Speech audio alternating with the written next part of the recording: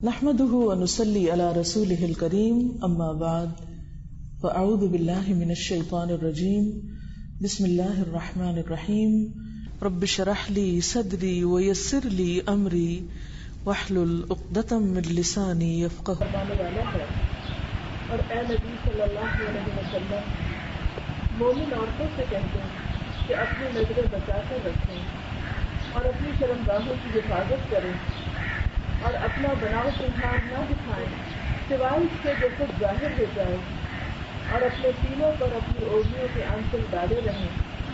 وہ اپنا بناؤ تمہار ظاہر نہ کریں مگر ان لوگوں کے سامنے شوہر باپ شوہروں کے باپ شوہروں کے بیٹے بھائیوں کے بیٹے بہنوں کے بیٹے اپنے میل جول کی عورتیں اپنے لولی غلام وہ دیر تک وقت جو کسی اور قسم کے وقت نہ رکھتے ہیں وہ بچے جو اپنی عورتوں کی پوشیدہ باتوں سے واقف نہ ہوئے ہیں وہ اپنے پاؤں زمین پر مارتے ہی نہ چلیں کہ جو قیمت انہوں نے چھپا کر رکھی ہو جس کا علم لوگوں کو دے. اے مومنوں تم سب مل کر اللہ سے توبہ کرو توقع ہے کہ تم فلاح پاؤ گے. موضوع خواتین اس وقت میں آپ کے سامنے سورۃ النور کی آیت نمبر 31 پڑھی ہے. اس میں مومن عورتوں کو براہ راست خطاب ہے. آج صلی اللہ علیہ وسلم سے فرمایا جا رہا ہے وقل آپ کہہ دیجیے للمؤمنات مومن عورتوں سے آپ کہہ دیجیے سے مراد کیا ہے کہ یہ مرد کی ذمہ داری بنتی ہے کہ وہ عورت کو اس بات کا حکم دے اور پھر خاص طور پر نبی صلی اللہ علیہ وسلم امت کی عورتوں کو جو ایمان لا چکی ہیں ان کو یہ بتائیں.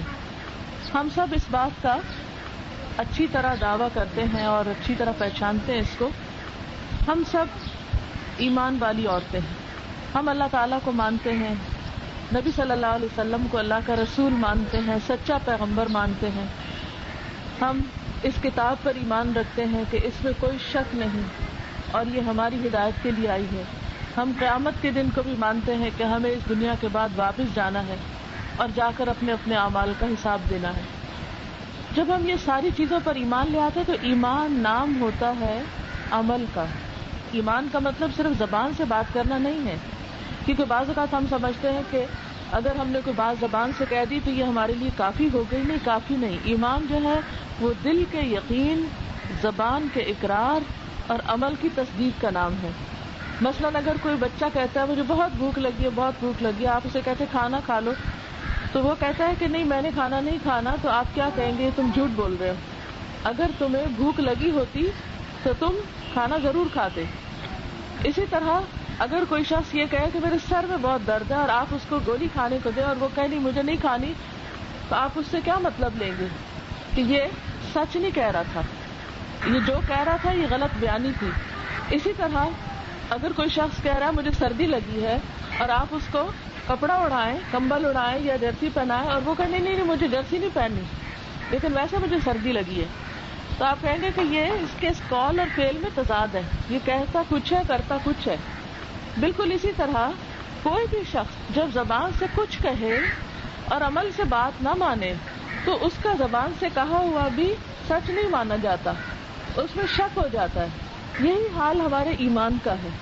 اگر ہم زبان سے کہتے ہیں یہ کتاب سچی ہے تو اس کا مطلب کیا کہ جو یہ کہتی ہے وہ ہمیں ماننا ہے. پھر اگر ہم زبان سے کہتے ہیں کہ رسول اللہ صلی اللہ علیہ وسلم اللہ کے پیغمبر تھے تو جو انہوں نے ہم کو بتایا وہ ہمیں ماننا ہے, وہ کرنا ہے. تو اسی طرح صرف ہمیں قرآن پاک میں نماز کا حکم یا روزے کا حکم ہی نہیں ملتا بلکہ قرآن پاک میں ہمیں پردے کا حکم بھی ملتا ہے. اب یہاں پر کیا کہا جا رہا ہے آپ صلی اللہ علیہ وسلم کو قل آپ کہیے کس سے للمؤمنات مومن عورتوں سے جو یہ دعویٰ کرتی ہیں کہ ہم اللہ کو مانتے ہیں, اللہ کی کتاب کو مانتے ہیں, پیغمبروں کو مانتے ہیں. تو اب وہ کیا کریں مان کر یغضضن من ابصارہن, سب سے پہلا کام تو یہ کریں کہ اپنی نگاہوں کی حفاظت کریں. اپنی نگاہوں یعنی اپنی آنکھوں سے حرام چیزیں نہ دیکھا کریں. عورت کے لیے کیا دیکھنا منع ہے؟ اس میں دو چیزیں آتی ہیں.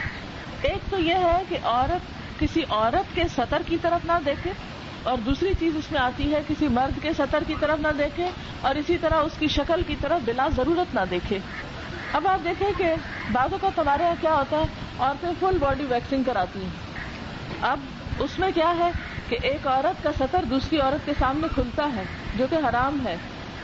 اس طرح ایک عورت دوسری عورت کو ننگا نہیں دیکھ سکتی, یا یہ ہے کہ جیسے پہلے زمانے میں حمام ہوتے تھے تو عورتیں کٹھی نہا لیتی تھی، یا آج کل سوئمنگ پول وغیرہ پر عورتیں کٹھی بہت ہی شارٹ ڈریس میں اس میں گھس جاتی ہیں، تو یہ بھی ناجائز ہے.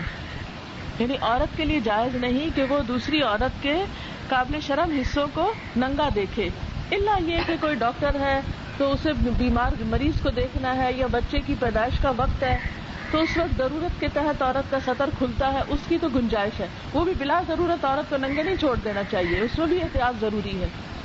لیکن بلا وجہ ایسا ڈریس پہننا کہ جس سے عورت کی شیپ واضح ہو، یا مردوں کا ایسا ڈریس پہننا پھر عورت اس کو دیکھتی رہے، تو مرد کا سطر کیا ہے؟ یعنی یہ ناف سے لے کر یہ گھٹنے تک، یہ مرد کو بھی مرد کا نہیں دیکھنا چاہیے، اور اسی طرح عورتوں کو بھی ان حصوں میں تو بالکل باپ بھائی کی بھی نظر نہیں ڈالنی چاہیے. لیکن جو غیر محرم ہے، نان محرم ہے، ان کے بھی چہرے کی طرف گھور کے نہیں دیکھنا چاہیے، اور پھر بری نظر سے نہیں دیکھنا چاہیے. یعنی بری نظر سے مراد کیا ہے کہ جہاں کوئی اٹریکشن پیدا ہو جائے اور دل میں برا خیال آنے لگے، یا کوئی بے حیائی کا خیال دل میں آئے. اب یہ کون کس کو بتائے گا؟ کوئی نہیں کسی کو بتا سکتا.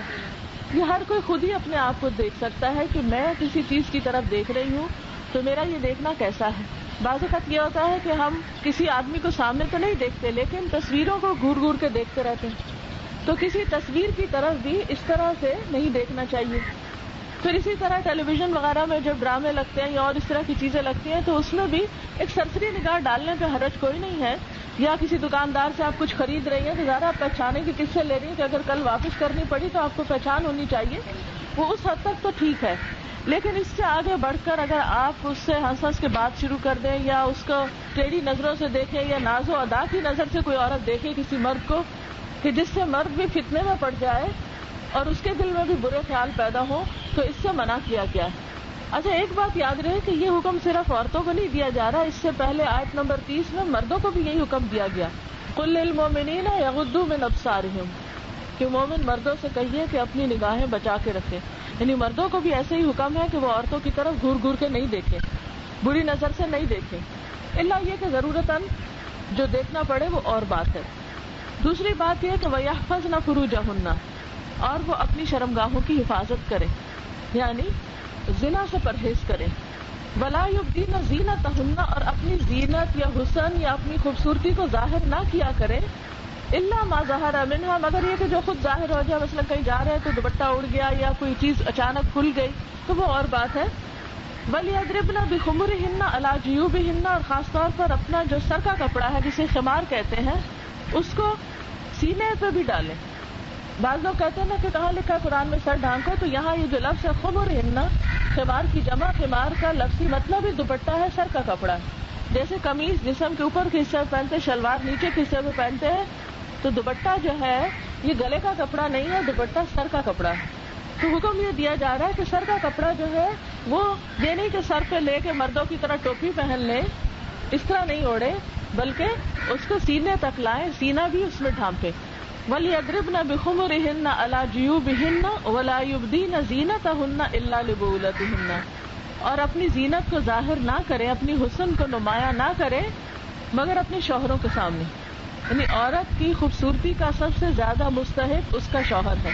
یعنی اس کے سامنے وہ اپنے جیسا چاہے خوبصورت سے خوبصورت انداز اختیار کر سکتی ہے، اچھے سے اچھا لباس پہن سکتی ہے، اچھے سے اچھا زیور پہن سکتی ہے، جو کسی کی حیثیت ہے، توفیق ہے، جو بھی اس کے پاس مال و متاع ہے، وہ اس سے جو بھی زیب و زینت کرے وہ اپنے شوہر کے لیے کرے. اب ظاہر ہے کہ جب زیب و زینت کرتے ہیں تو صرف شوہر ہی تو گھر میں نہیں ہوتا، باپ بھائی بیٹے وغیرہ بھی ہوتے ہیں. تو اب یہ ہے کہ اس کی اجازت دی گئی کہ جو محرم رشتہ دار ہیں جن سے شادی نہیں ہو سکتی، ان کے سامنے اگر عورت اچھے خوبصورت لباس میں آ گئی ہے یا زیور پہنا ہوا ہے، جیسے دلہن بنی ہوئی ہے، باپ دیکھ رہا ہے یا بھائی دیکھ رہا ہے، اس میں حرج نہیں ہے. سینہ پھر بھی ڈھکا ہوا ہونا چاہیے، اور اسی طرح کپڑے بہت ٹائٹ یا فٹ نہیں ہونے چاہیے کہ اس میں بھی کوئی بے حیائی کا عنصر نہ ہو. اور پھر کون کون اس میں آتے ہیں؟ محرم رشتہ داروں میں شوہر آتے ہیں، باپ آتے ہیں، سسر آتے ہیں، بیٹے آتے ہیں، پھر بھانجے آتے ہیں، پھر اپنے شوہروں کے فتیلے بیٹے آتے ہیں، پھر اپنے بھائی آتے ہیں، پھر بھتیجے آتے ہیں، بھانجے آتے ہیں، اور پھر اپنے میل جول کی عورتیں. میل جول کی عورتیں سے مراد ایسی عورتیں ہیں کہ جن سے کوئی ایسا خوف خطرہ نہ ہو کہ جو ان کو ورگلائیں یا بری طرف لے جائیں. اچھا عورتوں میں بھی بعض عورتیں ایسی دیکھی گئی ہیں کہ کہ جو عورتوں کو یا تو برائی کی طرف بہکاتی ہے یا لے جاتی ہے یا ان سے ایسی دوستیاں کر لیتی ہے کہ جس سے بے حیائی کا عنصر نکلتا ہے. یہ چیز بھی ہمارے دین میں منع ہے. یعنی عورت کو بھی عورت سے جو تعلق ہے اس کے اندر ایک لمٹ بتائی گئی ہے. جو دوستی ہے اس کے اندر بھی ایک لمٹ بتائی گئی ہے. یہ نہیں کہ عورت جو ہے وہ عورت کے سامنے بالکل ہی اپنا سطر وغیرہ بھی کھول دے اور یہ کہے یہ تو اپنے ہی جان پہچان کے لوگ ہیں، اس سے کیا فرق پڑتا ہے، اور اتنے باریک کپڑے پہنے ہو کہ نیچے کے گارمنٹس بھی نظر آنے لگے. ایسے ڈریس عورت کے سامنے بھی پہننے کی اجازت نہیں ہے. اور پھر فرمایا او ما ملکت ایمانہن، یا ان کے جو غلام پہلے زمانے میں خریدے جاتے تھے کہ وہ پھر اپنے مالکہ کو کوئی نقصان نہیں دے سکتے تھے، تو ان لوگوں کا حکم اور ہے. اب التابعین غیر اولی الاربۃ من الرجال، یا مردوں میں سے وہ جن کو عورتوں کی عادت ہی نہیں رہی، یعنی بہت بوڑھے یا ایسے جو بدو کی قسم کے، یا ان کو کوئی ہوش نہیں، یعنی غافل مجنون. بعض ایسے ہوتے ہیں کہ جو بہت ہی بڈھے ہو جاتے ہیں، یا یہ ان کی نظر ہی کمزور ہو گئی ہے کہ اگر ایک عورت ہے بھی تو اس کو پوری طرح وہ دکھ ہی نہیں رہا. تو ایسے مرد اگر نوکر بھی ہو یا ویسے کوئی رشتے میں ہو، بے شک محرم نہیں ہے، تب بھی اگر کوئی آیا ہے بڑا بزرگ تو اس میں وہ پردے کا حکم نہیں جس طرح کے باقیوں کے ساتھ ہوگا. اب الطفل الذین لم یظہروا علی عورات النساء، یا وہ چھوٹے بچے جن کو ابھی عورتوں کی چھپی ہوئی باتیں نہیں پتہ چلی.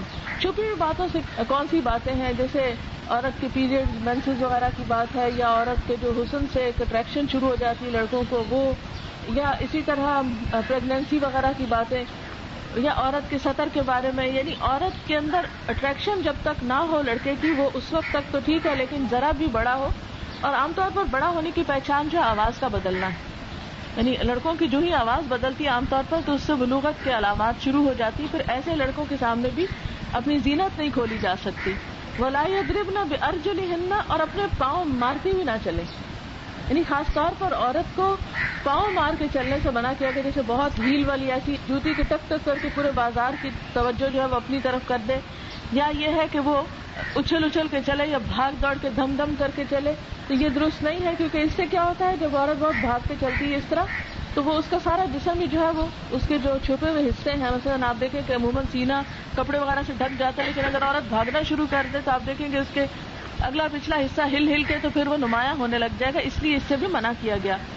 اسی لیے آپ دیکھتے ہیں کہ جب حج عمرے سے جاتے ہیں تو وہاں بھی جو صحیح کا حصہ ہے اس میں جہاں مرد بھاگتے ہیں تو عورتوں کو منع کیا گیا ہے کہ اس میں بھاگ کے نہ چلیں، کیونکہ اگر وہ بھاگیں گی تو ایک تو یہ ہے کہ چوڑیاں وغیرہ چمکیں گی، یا اور کوئی ایسی چیز پہنی ہوئی ہے، یا یہ کہ اگر حجاب بھی اوڑا ہوا تو وہ اڑ کے کہیں جائے گا، یا جسم کے جو شرم والے حصے ہیں وہ مردوں کے سامنے آئیں گے. تو اس چیز سے منع کیا گیا ہے. پھر اس کے بعد فرمایا کہ وَلَا يَضْرِبْنَ بِأَرْجُلِهِنَّ لِيُعْلَمَ مَا يُخْفِينَ مِنْ زِينَتِهِنَّ وَتُوبُوا إِلَى اللَّهِ جَمِيعًا أَيُّهَا الْمُؤْمِنُونَ، اور سب مل کر توبہ کرو اے مومنو تاکہ تم فلاح پاؤ لعلکم تفلحون. یعنی حکم آ گیا ہے، عمل کر لیا ہے، پھر اس کے باوجود جو پچھلے گناہ ہو چکے ہیں ان پہ توبہ کر لو تاکہ قیامت کے دن حساب نہ دینا پڑے. پھر اسی طرح سورۃ النور کی ایک اور آیت ہے، آیت نمبر 60، وَالْقَوَاعِدُ مِنَ النِّسَاءِ اللَّاتِي لَا يَرْجُونَ نِكَاحًا فَلَيْسَ عَلَيْهِنَّ جُنَاحٌ أَن يَضَعْنَ ثِيَابَهُنَّ غَيْرَ مُتَبَرِّجَاتٍ بِزِينَةٍ وَأَن يَسْتَعْفِفْنَ خَيْرٌ لَهُنَّ وَاللَّهُ سَمِيعٌ عَلِيمٌ. اور جو عورتیں جوانی سے گزری بیٹھی ہوں، نکاح کی امیدوار نہ ہوں، وہ اگر اپنی چادریں اتار کر رکھ دیں تو ان پہ کوئی گناہ نہیں، بشرطے کہ زینت کی نمائش کرنے والی نہ ہوں. بوڑھی عورتوں کو بھی زینت کی نمائش سے منع کیا گیا ہے، تاہم وہ حیاداری برتے تو ان کے حق میں اچھا ہے، اور اللہ سب کچھ سنتا اور جانتا ہے. یہاں سے کیا بات پتہ چلتی ہے کہ عورت پر یہ جو پردے کی پابندی، اپنے آپ کو چھپانے کی پابندی ہے، یہ کب اس سے دور ہوتی ہے؟ جب عورت بیٹھ جاتی، یعنی چلنے پھرنے کے قابل نہیں رہتی. عموماً بیٹھتی کب ہے؟ جب ارتھرائٹس وغیرہ ہو جاتا ہے، ہاتھ پاؤں ٹیڑھے ہونے لگتے ہیں، آنا جانا باہر گھومنا پھرنا بازاروں میں اس کا ختم ہو جاتا ہے. اب یہ ہے کہ بیٹھی ایک جگہ، اگر باہر سے کوئی رشتہ دار یا کوئی جان پہچان کے لوگ آ بھی گئے تو بیمار بھی ہے تو ضروری نہیں کہ اپنے اوپر ہر وقت اب وہ چادر ہی بڑی اوڑھ کر رکھے، اب وہ اتار کے بھی رکھ سکتی ہے، چھوٹے دوپٹے میں بھی اس کا گزارا ہو جائے گا. اور ویسے بھی آپ نے دیکھا ہوگا کہ جو ڈھلنے لگتی ہے عمر اور جب بہت بڑھاپا آ جاتا ہے تو سینہ وغیرہ جو ہے اس میں بھی وہ نمائش نہیں رہتی، اور باقی حصے بھی جسم کے اس طرح خوبصورت نہیں رہتے، نہیں اس میں آپ نے دیکھا کہ اسکن سکڑ جاتی، اٹریکشن نہیں باقی رہتی. تو جب عورت کے اندر خوبصورتی یا اٹریکشن باقی نہ رہے تو پھر کیا حکم دیا گیا کہ پھر کوئی بات نہیں کہ وہ اپنی چادر جو ہے وہ اتار دے جو سطر کے لیے پردے کے لیے اس نے اپنے اوپر اوڑھی تھی، لیکن غیر متبرجات بزینہ، زینت کی نمائش یا تبرج اب بھی نہیں کر سکتی. یعنی یہ نہیں کہ بوڑھی عورت ہے اور اگر بعض عورتیں ایسی تھیں نا کہ ٹھیک ہے 60-70 سال کی عمر کو پہنچا، بڑھاپا آ گیا، بیٹھ گئے گھر میں، اب آنا جانا، ریٹائر ہو گئے اگر کہیں جاب کر رہے ہیں فار ایگزامپل، کیونکہ قواعد کا لفظ جو ہے نا یہ ریٹائرمنٹ کے لیے بھی استعمال ہوتا ہے. تو قاعدہ کا معنی ہوتا ہے بیٹھ جانا، بس ریٹائرمنٹ کے بعد پھر وہ ہل چل آنا جانا، وہ ایک آرام کی زندگی شروع ہو جاتی ہے. تو اس میں بھی بعض لوگوں کی عمر جو ہے وہ اتنی پتہ نہیں چلتی، دکھتی نہیں ہے، اسے 60-65 سال کی بھی عورت ہے تو وہ ایک طرح سے نوجوان ہی دکھتی ہے. ریئر کیسز میں ہوتا ہے لیکن ہوتا ہے ایسے بھی. تو فرمایا کہ اس صورت میں اس کو اجازت نہیں ہے کہ وہ محض یہ دیکھے کہ میری شادی تو ہو نہیں سکتی تو میں اپنا حجاب اتار دوں، نہیں، اس کو بھی حیا برتنے کا حکم دیا گیا ہے. پھر اس کے بعد ہم دیکھتے ہیں کہ اگلی آیت ہے سورۃ الاحزاب کی آیت نمبر 33. اس میں اللہ سبحانہ وتعالیٰ فرماتے ہیں وَقَرْنَ فِي بُيُوتِكُنَّ وَلَا تَبَرَّجْنَ تَبَرُّجَ الْجَاهِلِيَّةِ الْأُولَى وَأَقِمْنَ الصَّلَاةَ وَآتِينَ الزَّكَاةَ وَأَطِعْنَ اللَّهَ وَرَسُولَهُ إِنَّمَا يُرِيدُ اللَّهُ لِيُذْهِبَ عَنْكُمُ الرِّجْسَ أَهْلَ الْبَيْتِ وَيُطَهِّرَكُمْ تَطْهِيرًا. اپنے گھروں میں ٹک کر رہو اور پچھلے دور جاہلیت کسی سج دھج نہ دکھاتی پھرو، نماز قائم کرو، زکوٰۃ دو، اللہ اور اس کے رسول کی اطاعت کرو صلی اللہ علیہ وسلم. اللہ تعالیٰ تو یہ چاہتا ہے کہ تم اہل بیت سے گندگی کو دور کر دے اور تمہیں پوری طرح پاک کر دے. یہ آیت جو ہے بنیادی طور پر ازواج مطہرات کے لیے اتری تھی، نبی صلی اللہ علیہ وسلم کی بیویوں کے لیے، ان کو اس میں حکم دیا گیا. لیکن ہم سب جانتے ہیں کہ ازواج مطہرات ہماری رول ماڈل ہیں. خواتین کے لیے اسوہ حسنہ جو ہے وہ ازواج مطہرات میں، ان کو فالو کرو جیسے نبی صلی اللہ علیہ وسلم کے گھر کی عورتیں رہتی تھیں، جس طرح کا ان کا لباس یا طور طریقے تھے تم ان کو اپناؤ اور ان کو کاپی کرو. تو ان کو کیا حکم دیا گیا؟ وَقَرْنَ فِي بُيُوتِكُنَّ، اور اپنے گھروں میں ٹک کر رہو. گھروں میں ٹک کر رہنے کا مطلب کیا ہے کہ عورت کا اصل مقام جو ہے وہ اس کا گھر ہے. لیکن اس کا یہ مطلب نہیں کہ وہ گھر سے کبھی نکل ہی نہیں سکتی، ضرورت کے تحت نکل سکتی. جیسا کہ ایک حدیث میں آتا ہے بے شک اللہ تعالیٰ نے تم عورتوں کو اجازت دی ہے کہ تم اپنی ضروریات کے لیے گھر سے نکل سکتی ہو، لیکن اگر گھر سے ضرورت کے لیے نکلنا پڑے تو پھر کیا نہیں کرنا؟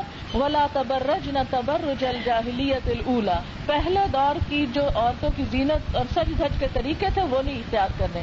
یعنی دور جاہلیت میں، دور جاہلیت کہتے ہیں اسلام سے پہلے کے زمانے کو، یعنی جس طرح اسلام سے پہلے کے زمانے میں عورتیں اپنی نمائش کیا کرتی تھی، اپنے جسم کی نمائش یا کپڑے کی نمائش یا اپنے حسن کی نمائش، وہ نہیں کرنی. اب آپ دیکھیں نا، عورت کو شو پیس تو ہے نہیں، ٹھیک ہے، اپنے شوہر کے لیے سجتی بنتی ہے، وہ اس کو خوش کرتی ہے، وہ اس کو خوش کرتا ہے، وہ تو ایک اور تعلق اللہ تعالیٰ نے رکھا ہے.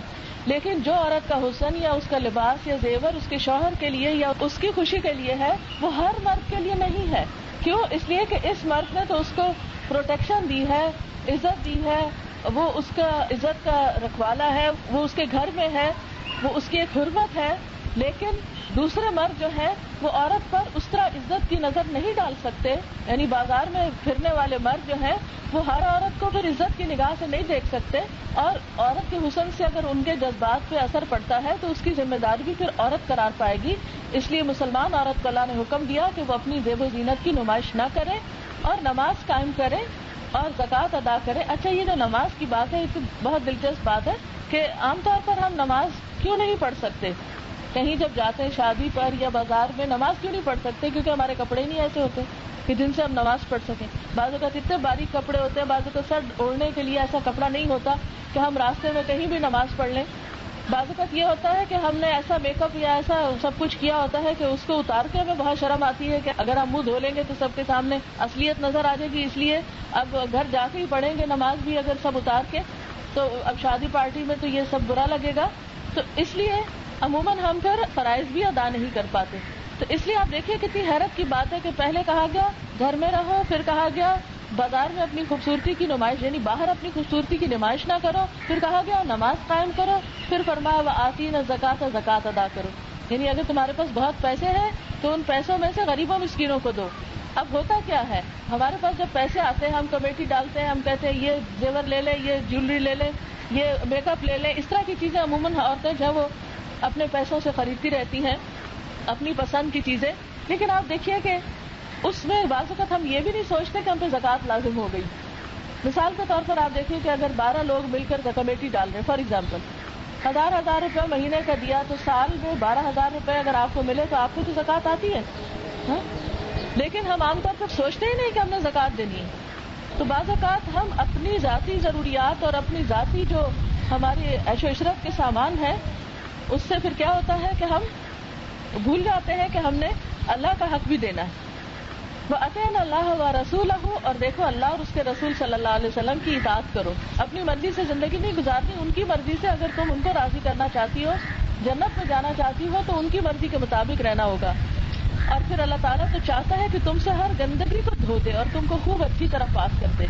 یعنی یہ حکم اس لیے دیے گئے ہیں. پھر اس کے بعد ہم دیکھتے ہیں کہ سورۃ الاحزاب میں ہی ایک اور آیت آتی ہے جس میں اللہ سبحانہ وتعالیٰ نبی صلی اللہ علیہ وسلم کو حکم دیتے ہیں، یا ایھا النبی قل لازواجک وبناتک ونساء المؤمنین یدنین علیہن من جلابیبہن. اے نبی صلی اللہ علیہ وسلم، آپ اپنی بیویوں سے کہیے، اپنی بیٹیوں سے کہیے اور ساری مسلمان عورتوں سے کہیے، مومنوں کی عورتوں سے کہیے. کیا کہیے؟ یدنین علیہن، اپنے اوپر سے ڈالیں، من جلابیبہن، اپنی چادروں میں سے. یعنی چادر اس طرح اوڑھیں کہ اس کا کچھ حصہ اوپر سے بھی ڈال لیں، جیسے گھونگھٹ نکالتے تھے نا پہلے. یعنی چادر صرف یہاں تک نہ ہو بلکہ اس کو اوپر سے لٹکائیں. اتنا علا کا مطلب ہوتا ہے اوپر سے لٹکانا، لٹکانے کا مطلب ہوتا ہے. اچھا آج کل کے دور میں یہ بات بہت عام سنی جاتی، کہاں لکھا ہے قرآن میں پردے کا حکم؟ کہیں بھی نہیں آیا. یہ مولویوں نے اپنے پاس سے ایجاد کر لیا ہے، یہ عورتیں جو ہے اس کے پیچھے پڑ گئی ہیں.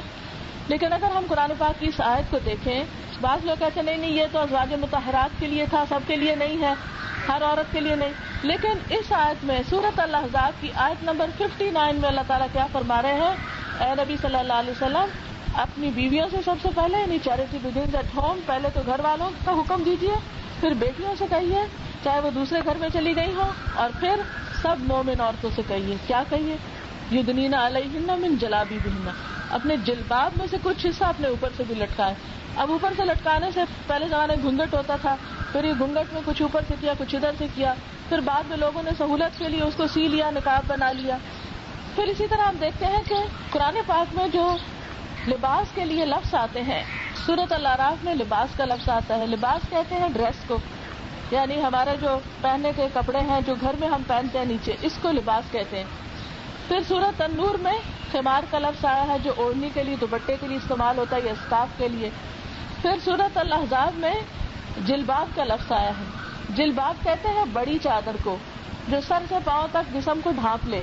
جلباب گھر میں نہیں پہنا جاتا، جلباب گھر سے باہر کا ڈریس ہوتا ہے. جب ایک مسلمان عورت گھر سے باہر جاتی ہے تو اس وقت اپنے آپ کو کور کر کے نکلنا ہوتا ہے، اور اس میں سے کچھ حصہ جو ہے اپنے اوپر سے لٹکا لیں. اب یہ جو آج کل کا طریقہ، ضروری نہیں کہ اس طرح کا ہی برقع پہنا جائے. آپ بڑی چادر لے کے سر سے پاؤں تک ڈھانک کے اس میں سے کچھ اوپر سے کھینچ لیں، کچھ نیچے سے کر لیں. جیسے آپ نے دیکھا ہوگا ایرانی عورتوں کا ایک خاص طریقہ ہوتا ہے، وہ گول سی بڑی سی چادر لیتی ہیں، یہاں سے بھی کیا ہوتا ہے، یہاں سے بھی کیا ہوتا ہے، بس تھوڑا سا بیچ میں سے منہ کھلا ہوتا ہے. سعودی عرب میں اگر آپ کبھی عمرہ حج وغیرہ گئے تو وہاں کی عورتیں جو ہے وہ بھی نیچے سے پہلے دوپٹہ لیتی ہیں، پھر اوپر سے یہ والا جو ہمارا تو یہ اوپر نکلا ہوا نا، تو وہ نیچے والا جو ہے جلباب اس کو یہاں سے اوپر سے پھر لاتی ہے.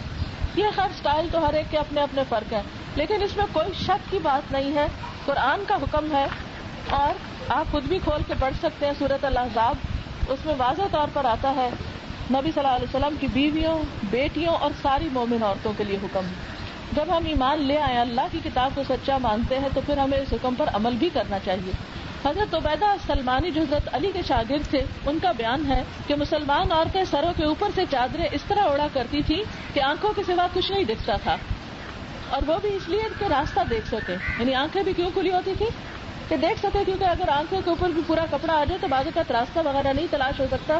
بعض اوقات اگر آپ نے کوئی رنگ میچ کرنا ہے یا کچھ، تو اس میں پھر اگر پوری طرح اوپر موٹا کپڑا ہے تو اس میں دکھائی نہیں دے گا. تو اس وجہ سے انہوں نے کہا کہ آنکھوں کے سوا باقی سب ڈھکا ہونا چاہیے. پھر اسی طرح جب آپ صلی اللہ علیہ وسلم نے عورتوں کو حکم دیا کہ وہ عیدگاہ کو جائیں، تو عورتیں کہنے لگیں کہ اللہ کے رسول صلی اللہ علیہ وسلم، ہم میں سے بعض کے پاس چادر نہیں ہوتی. تو آپ نے فرمایا جس کے پاس اپنی چادر نہ ہو تو اسے کوئی دوسری بہن چادر دے دے. اس سے کیا پتہ چلتا ہے کہ گھر کے ڈریس میں آپ عیدگاہ نہیں جا سکتے، گھر کے ڈریس میں نہیں جا سکتے، آپ کو اوپر بڑی چادر لینا ہے. یہ حدیث بخاری مسلم وغیرہ میں آتی ہے. اسی طرح ایک اور حدیث ہے, حضرت عائشہ رضی اللہ تعالی عنہا سے روایت ہے کہ رسول اللہ صلی اللہ علیہ وسلم صبح کی نماز پڑھاتے تو بعض عورتیں بھی آپ کی ابتدا میں نمازوں کے لیے چادروں میں لپٹی ہوئی آتی. نماز کے بعد وہ اپنے گھروں کو واپس لوٹتی تو اندھیرے کے سبب انہیں کوئی پہچان نہیں سکتا تھا. اس سے ایک بات اور پتہ چلتی کہ اتنی سویرے اٹھتی تھیں عورتیں کہ نماز پڑھ کے واپس جاتی اور ابھی بھی اندھیرا ہوتا تھا. حضرت عائشہ رضی اللہ تعالی عنہا نے مزید فرمایا, عورتوں کے جو اتوار ہم نے دیکھے ہیں اگر آپ دیکھ لیتے تو انہیں مسجد میں آنے سے منع کر دیتے جس طرح بنی اسرائیل کی عورتوں کو منع کر دیا گیا تھا. یعنی آج کے دور میں عورتیں مسجد بھی آتی ہیں تو ان کو صحیح طرح ڈریس اپ ہو کے آنا چاہیے, کیونکہ بعض اوقات عورت کہتی کہ ٹھیک ہے میں گھر سے ضرورت کے تحت نکل رہی ہوں لیکن ان آداب کا خیال نہیں رکھتی. تو آپ دیکھیے کہ اگر حضرت عائشہ کے فرمان کے مسجد آنے سے روک دیا جاتا تو بازار جانے کی پھر کہاں سے گنجائش نکلتی. یعنی مسجد کتنی پاک جگہ ہے جس کو اللہ کا گھر کہتے ہیں, تو اگر عورت کو مسجد آنے کی اجازت نہیں تو بازار کی پھر کہاں سے ملتی. لیکن آج ہم دیکھتے ہیں کہ مسجد تو بند ہے عورت کے لیے مگر بازار کھلے ہیں. حدیث میں آتا ہے سب سے بدترین جگہ بازار ہے اور سب سے بہترین جگہ جو ہے وہ مساجد ہے.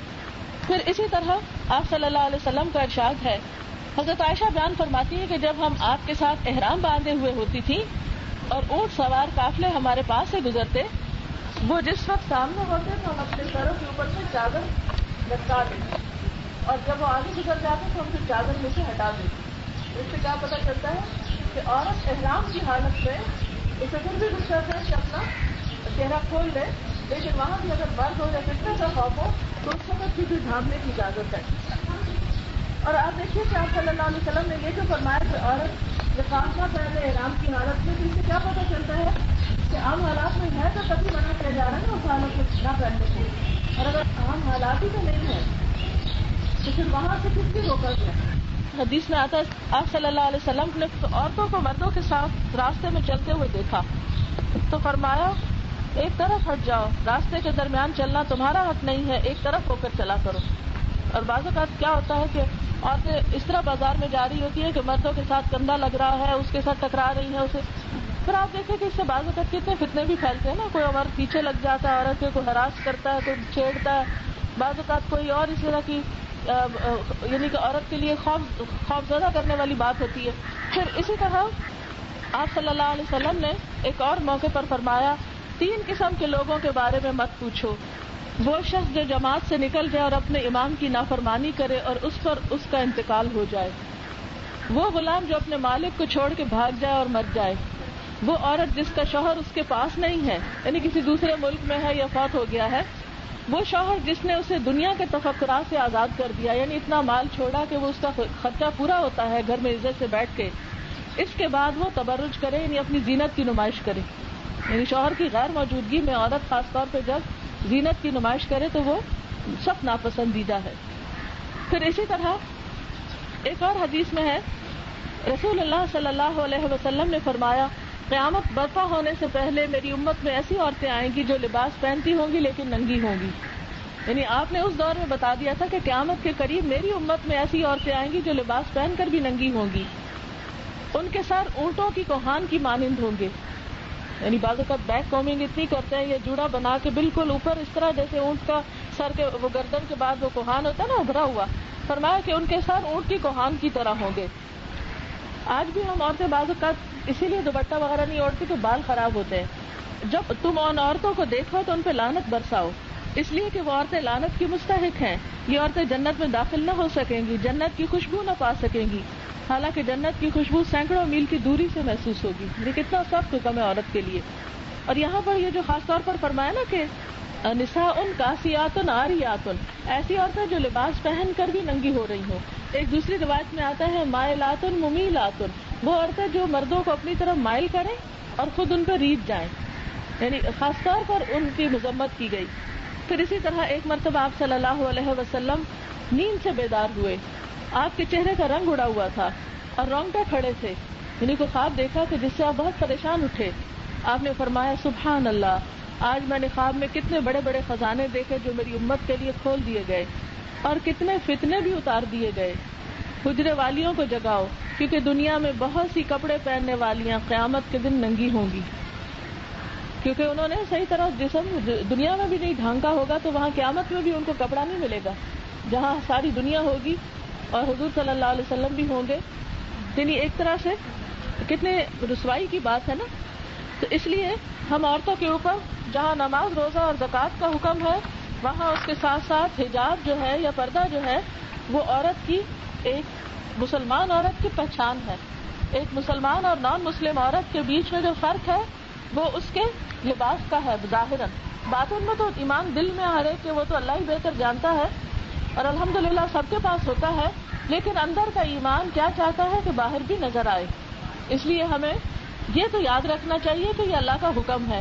یہ کہے کہ ہم چھوٹ نہیں سکتے, یہ مولویوں نے بنایا ہے اور یہ اپنے پاس سے ہی باتیں کرتے ہیں, نہیں, کیونکہ آج کل یہ بہت گمراہ کن پروپیگنڈا ہو رہا ہے کہ کہیں نہیں لکھا قرآن میں اور کہیں نہیں ہے ہمارے دین میں, اور بعض ایسی باتیں ٹی وی پر بھی آتی ہیں یا اخباروں میں آتی ہیں تو لوگ بہت خوشی سے ان کو قبول کر لیتے ہیں بغیر قرآن پڑھے اور بغیر حدیث پڑھے اور بغیر جانے کہ اصل حکم کیا ہے.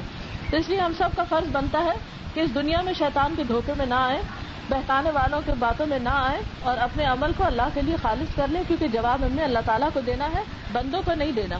یہ ہمارا معاملہ ہمارے رب کے ساتھ ہے, انسانوں کے ساتھ نہیں. کسی انسان کی خوشی کے لیے یا کسی کے دباؤ میں آ کے یہ نہیں کرنا چاہیے, بلکہ سراسر اللہ کی اطاعت میں کرنا چاہیے. وآخر دعوانا ان الحمدللہ رب العالمین. ابھی تھوڑا میں اناؤنسمنٹ کرنا چاہوں گی. کچھ کیسٹس یہاں پر موجود ہیں. یہ اسٹال ہم نے اسی لیے لگایا ہے کہ قرآن پاک کا علم حاصل کرنے کے لیے بعض اوقات ہم کتابیں پڑھنا مشکل ہوتی ہیں ہمارے لیے, لمبی لمبی باتیں سیکھنا. جیسے ابھی میں نے آپ کو سنا کہ چند باتیں بتا دی تو آپ کے لیے آسانی ہو گئی, لیکن بعض اوقات یہ ہوتا ہے کہ ہم خود سے کتاب پڑھنے بیٹھتے ہیں تو نہیں پوری طرح بات سمجھ میں آتی یا مشکل لگتی ہے. تو اس میں کچھ کیسٹس ہیں, جیسے آیت الکرسی کا ترجمہ اور تفسیر ہے. عموماً لوگوں کو اس آیت کا مطلب ہی نہیں پتا ہوتا, حالانکہ یہ قرآن پاک کی سب سے عظیم آیت ہے. پھر اسی طرح انسان اللہ کا محتاج ہے, یعنی اللہ تعالیٰ سے ہم بھاگ نہیں سکتے, دین سے ہم دور جا کے بھی ہمیں حاصل کچھ نہیں. پھر اللہ تعالیٰ کی خوبصورت ناموں کی تفسیر ہے, اگر ہمیں اللہ سے محبت ہے تو اس کے نام بھی ہمیں پتہ ہونے چاہیے. پھر ایک ہے آؤ جھک جائیں, یعنی ہم سب کو اللہ کے حکم کے آگے جھک جانا چاہیے, کہ جس طرح زمین, آسمان, پہاڑ, دریا, ہر چیز جھکی ہوئی ہے. آپ دیکھیں سمندر کا پانی جیسے آ کے ایک جگہ پہ حد پہ رک جاتا ہے, اس سے آگے سرکشی نہیں کرتا, اللہ ہی کی اطاعت کرتا ہے. پھر اللہ تعالیٰ کی پہچان ہے, اللہ زمین و آسمان کا نور ہے. پھر شرک کیا چیز ہے, کیونکہ اس کے بغیر, شرک سے بچے بغیر انسان کی نجات مشکل ہے. پھر ہم قرآن کیوں پڑھیں. پھر شراب اور جوا. پھر آگ سے بچاؤ خود کو اور گھر والوں کو, یعنی اولاد کی تربیت وغیرہ کے بارے میں. پھر درود شریف ہے, اس کی فضیلت کیا ہے. پھر مسنون دعائیں ہیں. پھر سنت کی کیا اہمیت ہے. پھر نماز کیا سکھاتی ہے, نماز فرض ہے. پھر اسی طرح نماز میں خشوع کیسے. بہت سے لوگ کہتے ہیں ہمیں نماز میں خشوع نہیں آتا, خیالات بہت آتے ہیں. تو اس میں اس کو اچھی طرح ڈسکس کیا, پتہ نہیں اویلیبل ابھی ہے کہ نہیں, لیکن بہرحال. پھر اسے جادو کی حقیقت. پھر عدل, احسان, صلہ رحمی, رشتہ داروں کے ساتھ اچھے سلوک کے بارے میں ہے کہ اس کا کیا فائدہ ہے. پھر خواب آتے ہیں, پریشان ہوتے ہیں, نہیں سمجھ میں آتی کہ کیا کریں. پھر اسی طرح دوستی کا تصور کیا. پھر غیبت, بدگمانی اور تجسس کے بارے میں ہے, کیونکہ یہ بھی ہمیں بہت برائی ہوتی ہے, عام طور پر پیٹھ پیچھے بیٹھ کے لوگوں کو ڈسکس کرتے ہیں. پھر طہارت اور پاکیزگی کے مسائل ہیں, کیونکہ بعض اوقات ہمیں نہیں پتا ہوتا وضو کب ٹوٹ گیا, پیریڈز کب ختم ہو, نہائے کب, اس طرح کے مسئلے مسائل ہیں. پھر اسی طرح حقوق العباد کے بارے میں ہے. کچھ کارڈ بھی ہیں دعاؤں کے. اور اس کے علاوہ یہ کہ آج کل صبح روزانہ تعلیم القرآن جو ہے لفظی ترجمہ اور تفسیر کا پروگرام FM 100 ریڈیو سے صبح 6:40 سے لے کے 7:10 تک آتا ہے. صبح آپ نماز تلاوت کے بعد اگر لگا لیں اور اپنے قرآن پاک کے ساتھ اس کو پڑھتے جائیں تو انشاءاللہ روز کا آدھا گھنٹہ کرتے کرتے آپ انشاءاللہ قرآن پاک کو اچھی طرح سمجھ لیں گے. تو اللہ تعالیٰ ہمیں عمل کی توفیق عطا فرمائے. ابھی ہم دعا کرتے ہیں. سبحان اللہ والحمد للہ ولا الہ الا اللہ واللہ اکبر ولا حول ولا قوة الا باللہ العلی العظیم. اللہم صلی علی محمد وعلی آل محمد کما صلیت علی ابراہیم وعلی آل ابراہیم انک حمید مجید. اللہم بارک علی محمد وعلی آل محمد کما بارکت علی ابراہیم وعلی آل ابراہیم انک حمید مجید. ربنا آتنا فی الدنیا حسنۃ وفی الآخرۃ حسنۃ وقنا عذاب النار. ربنا لا تزغ قلوبنا بعد إذ هديتنا وهب لنا من لدنك رحمة إنك أنت الوهاب. ربنا هب لنا من أزواجنا وذرياتنا قرة أعين واجعلنا للمتقين إماما. یا حی یا قیوم برحمتک نستغیث. یا اللہ پاک تو ہم سب کو اس راستے پہ چلا جو تیرا پسندیدہ راستہ ہے. ہمارے دل میں اپنی محبت پیدا کر دے, اپنے اس کتاب کی محبت پیدا کر دے, ہمیں اس کا بہترین علم عطا فرما. یا اللہ ہمارے غموں دکھوں اور پریشانیوں کو دور فرما. یا رب العالمین تو ہماری اولاد کو ہدایت عطا فرما, انہیں نیکی کی توفیق عطا فرما, انہیں دنیا اور آخرت کی کامیابی عطا فرما. یا اللہ جو لوگ بھی دین کے راستے میں ایک دوسرے کے مددگار ہیں, یا اللہ مسلمانوں کے دلوں کو باہم جوڑ دے. یا رب العالمین اس گھر پر اپنی خیر و برکت نازل فرما. جو بہنیں آئی ہیں اللہ ان کی ساری حاجات اور ضروریات پوری فرما. ہم سب کو اپنی رحمت سے ڈھانپ لے, سب بیماروں کو صحت کاملہ دے, سب دکھی لوگوں کے دکھ دور فرما دے. یا رب العالمین ہمارے سب کی پریشانیاں دور کر دے. اس ملک پر اپنی رحمتیں نازل فرما, یہاں کے رہنے والوں کے دلوں کو جوڑ دے. یا رب العالمین تو ہم سب کو دنیا اور آخرت کی کامیابی عطا کر, ہماری قبروں کو روشن کر دینا, ہمیں جنت الفردوس میں جگہ عطا فرمانا. ربنا تقبل منا انک انت السمیع العلیم وتب علینا انک انت التواب الرحیم. وصلی اللہ تعالی علی خیر خلقہ محمد وعلی آلہ واصحابہ واہل بیتہ اجمعین برحمتک یا ارحم الراحمین. الہی آمین. سبحانک اللہم وبحمدک نشہد ان لا الہ الا انت نستغفرک ونتوب الیک. والسلام علیکم ورحمۃ اللہ وبرکاتہ.